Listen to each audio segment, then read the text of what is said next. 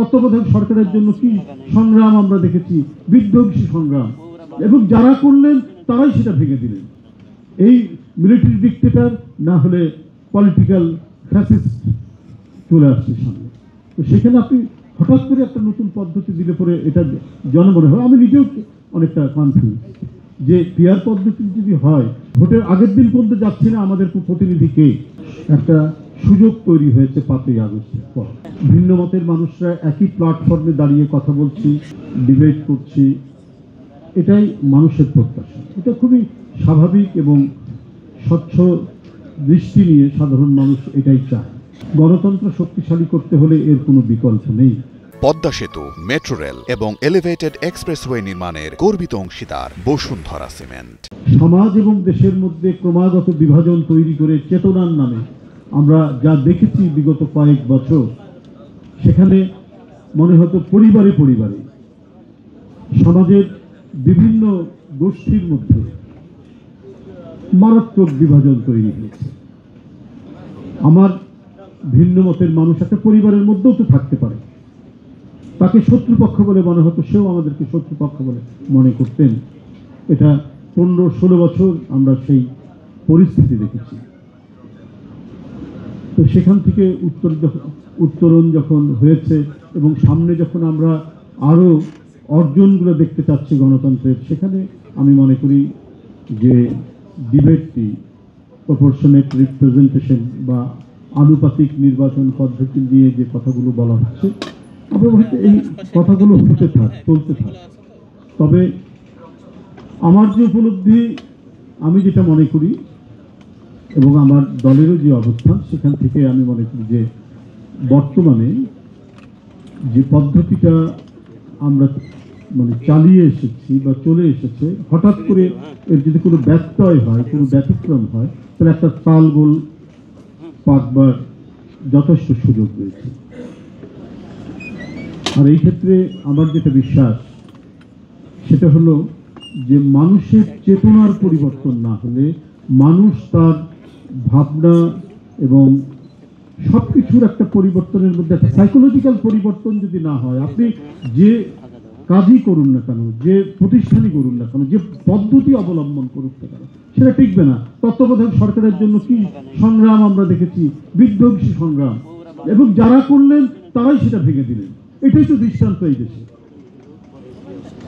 যারা সেই আন্দোলন করেছেন তুমুল বেগে, তারাই আবার এটা পরবর্তী পর্যায়ে ভেঙে দিয়েছেন। শুধু হাসিনা নন, রাশেদ খান মেননরা এই আন্দোলন করেছেন না, হাসানুল হক ইনুরা এই আন্দোলন করেছেন না, তারা সবাই মিলে আপনার এই বিষয়টা ভেঙে দিলেন।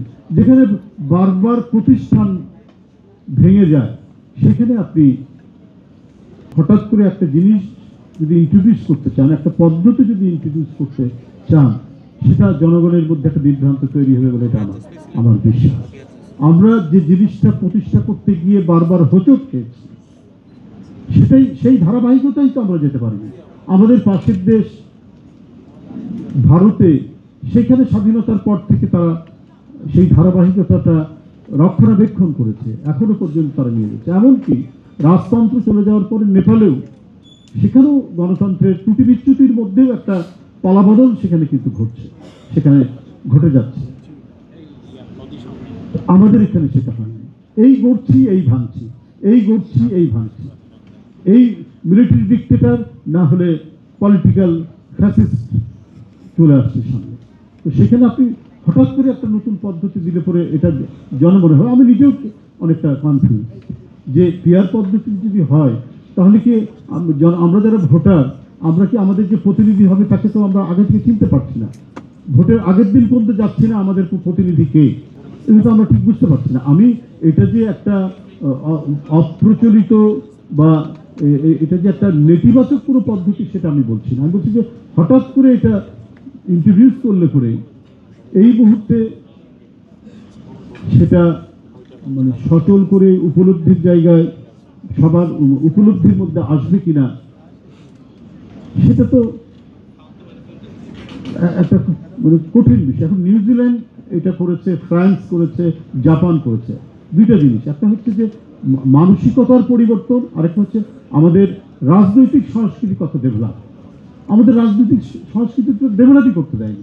এখন নিউজিল্যান্ডের যে মানে পলিটিক্যাল কালচার, ফ্রান্সের যে পলিটিক্যাল কালচার, আর জাপানের যে পলিটিক্যাল কালচার, যদিও জাপানে কিন্তু 100% তারা আনুপাতিক নির্বাচনে যায়নি, হয়তো 35-37% সোফার আইনও আমি যতটুকু জানি তাকে সম্পূর্ণ সেখানে আছে। এখন আপনারা বলতে পারেন যে নেপালে এই পদ্ধতি নিয়ে কিন্তু প্রচণ্ড বিতর্ক ওখানে তৈরি আছে, চলছে, এখনো চলছে, এবং এইটা তারা মানে কতটুকু রাখবেন কি রাখবেন না এটা নিয়েও কিন্তু সেখানে একটা বড় ধরনের ডিবেট অব্যাহত রয়েছে। তো এশিয়ার মধ্যে তো এই দুটি দেশের আমরা দেখছি উন্নত দেশগুলো হতে পারে।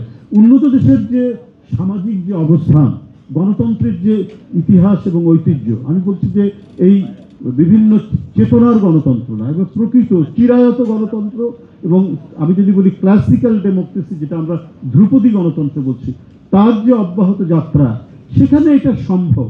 আর আমাদের তো গণতন্ত্র প্রতিষ্ঠাই আমরা করতে পারিনি।